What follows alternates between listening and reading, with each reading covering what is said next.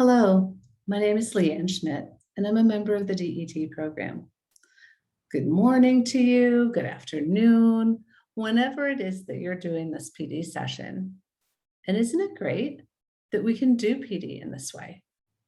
Because once upon a time, I can see 100 people in a stuffy gymnasium or cafeteria listening to people talking with PowerPoint slides when they really wanted to be back in their classroom, getting ready for the new lessons that were ahead. A lot of things are different now. And some of those have to do with digital technology. So let's take a look at some of the ways that we can equip learners better. My theory is called digital application literacy, and I'd like to begin by walking you through how I got there. I first started reading an article by A.L., which was written in 2012, focused on digital assessment literacy, and I highly recommend this to all educators. It really is a focus on the explicit training of the craft of creating an online assessment, which is completely different from paper-based assessments. Just like we had to learn how to do things differently with the Scantron, how to ask the right types of questions with that. Not that that was a great option, it's just a certain method that we used. These online methods are very different from garden variety assessments, and we need to prepare for those. Some of the things that were lifted up in the article were the focus on targeting the topics that you intend to assess, and not just the things that are simple questions to ask. Because when we're in an online environment, those simple questions to ask don't necessarily come from what the student has learned. When we focus our assessments and analyze them correctly, we get the real story about what students are learning. And that's the true goal of education. I loved this article, but it got me thinking about some of the things that we do.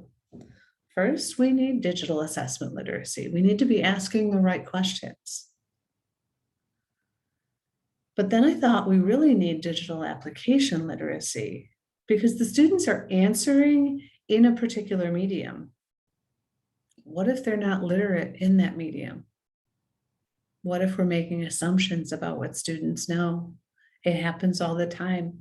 I've done it often. In order for us to get to authentic outcomes, we need this step. And here's how you build it.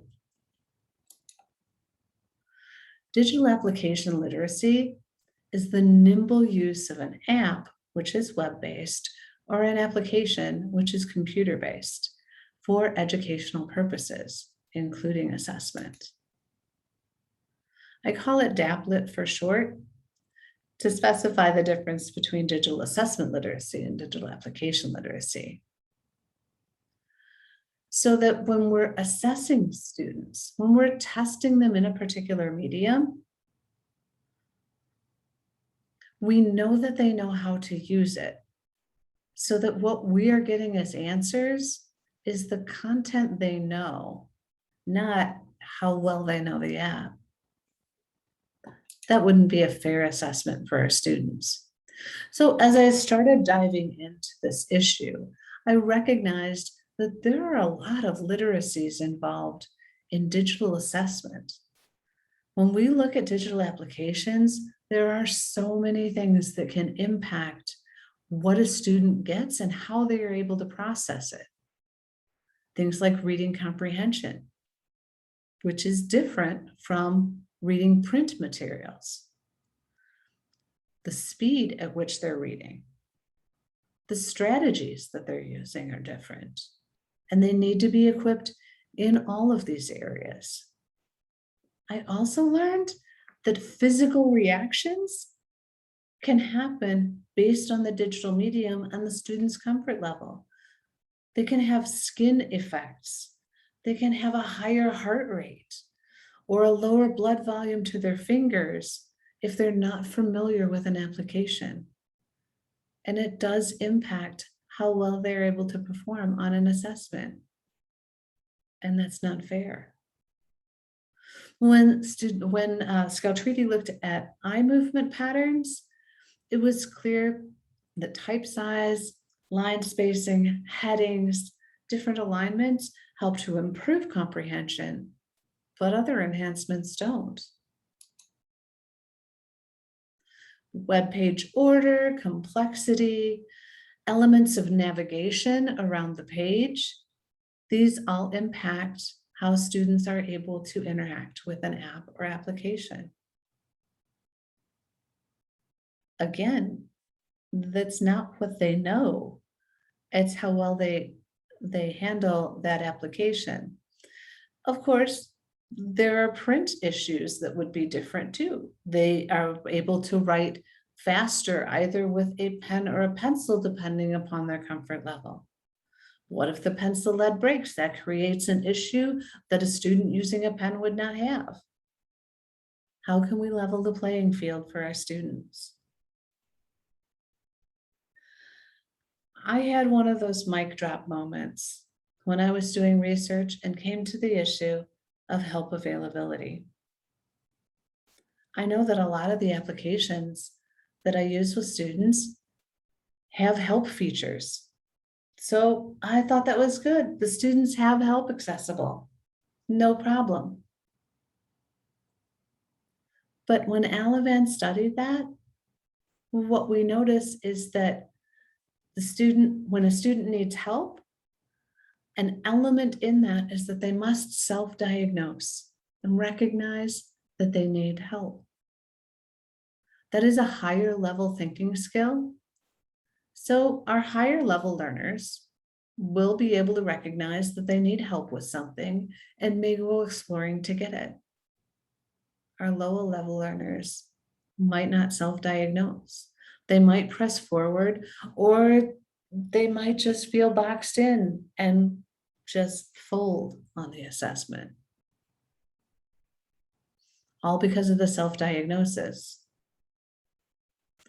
Now, when we look at who would be able to get help and who wouldn't, which group of students is more likely to need help?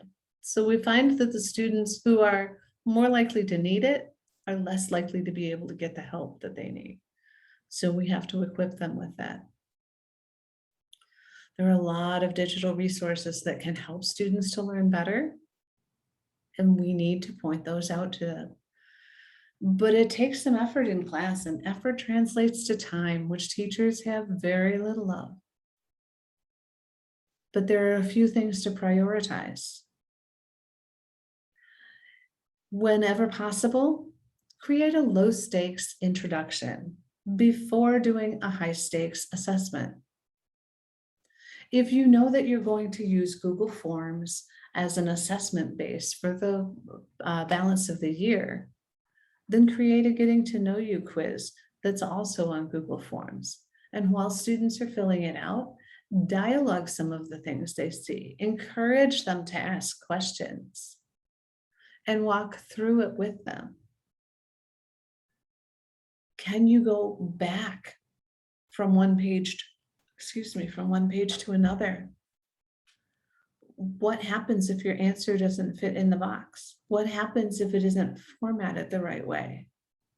What do you do? Because face it, the students would be having all of these same questions and all of these same anxieties when they are in the process of taking an actual test or a formative lesson.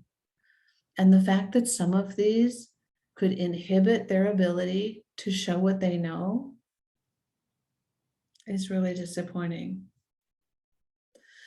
If students are going to be using discussion posts as a method that you assess, perhaps consider doing essential agreements using those discussion post methods, and talk to students about the difference between a post and a reply. The language to use with other students, what we post and don't post. Putting those inane comments in, they need to have heard that unless it is core to the conversation, it doesn't pertain in the discussion posts. Those are just a couple examples, but keep in mind that students need a low stakes opportunity before they get into the high stakes assessments. Don't make assumptions that just because kids know digital programs a whole lot better than we do as adults, that may be true, but they may not know Google Forms quite as well as they know TikTok. If you expect them to know it, if you are assessing them in it, you must teach them.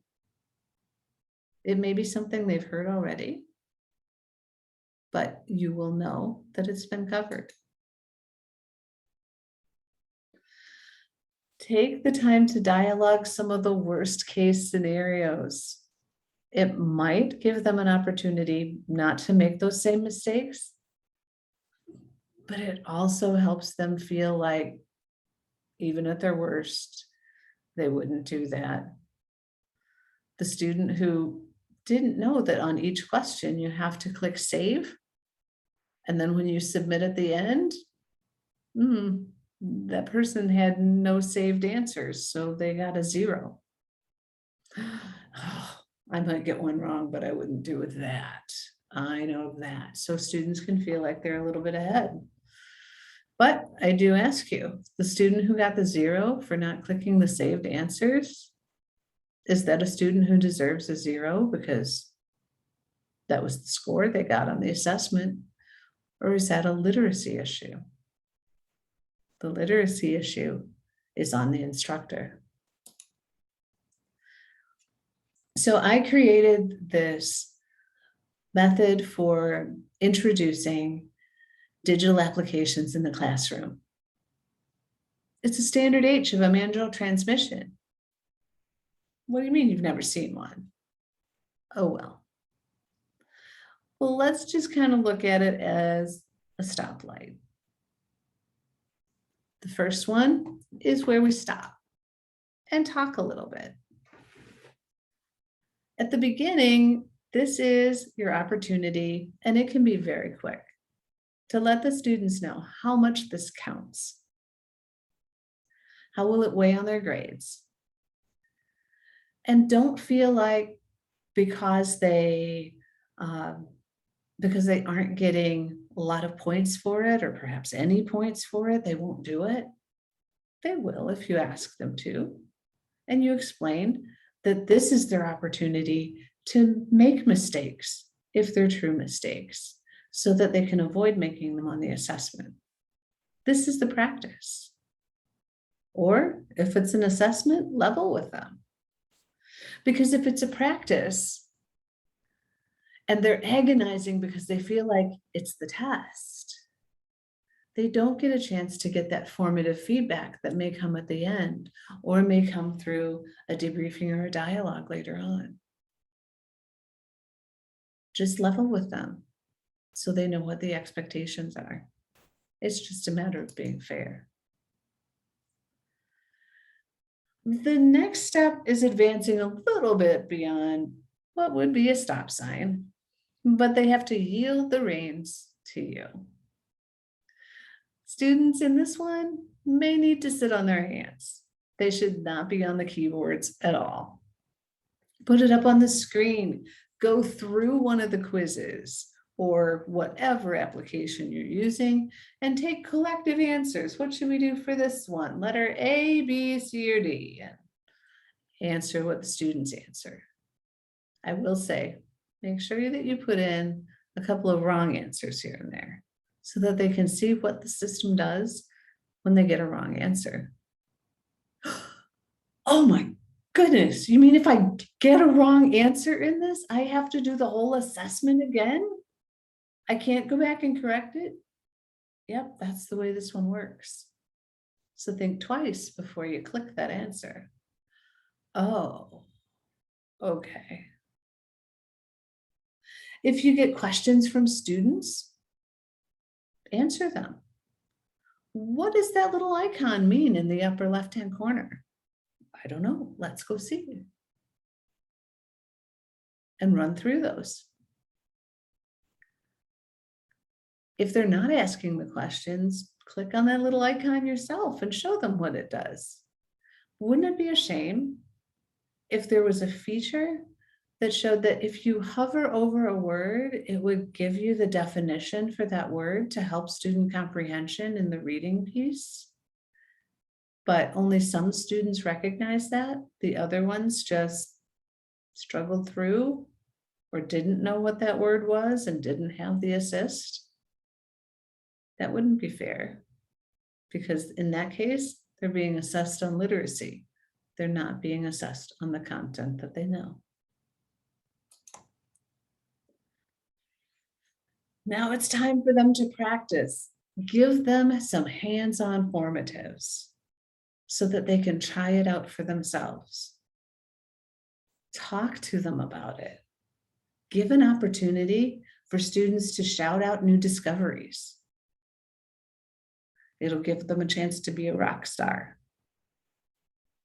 If someone has a question, you can answer it in a formative sense where you wouldn't really be able to do that in the same way with an assessment, but in a summative assessment.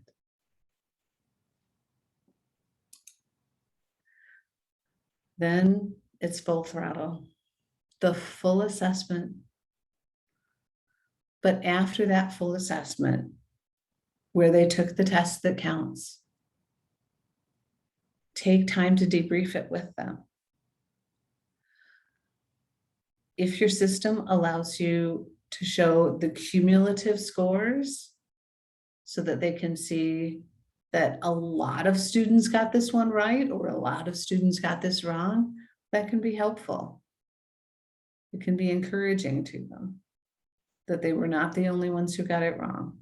And then you can talk about why that wrong answer was more common and talk them out of it so that they don't make the same mistake again. Debrief as soon as possible. And there might be a couple of students who performed especially poorly that you want to debrief in private on a couple of things. When you do that, it shows them that you're not interested just in the score, you're interested in them. And when they find out that they really can do this, or that using that option for one of those matching possibilities doesn't eliminate it from being an answer to one of the other ones, they go, oh, I didn't realize that. And they're better equipped next time. And that's the social emotional learning that helps reduce the anxiety on their assessments. Which brings us back to our mastering assessment graphic. When you know what you want to assess, when you equip the learners to be literate in the application that you're using for the assessment, you will get outstanding, authentic outcomes. Thank you. If you have any questions, please don't hesitate to email me at lsempowered@gmail.com.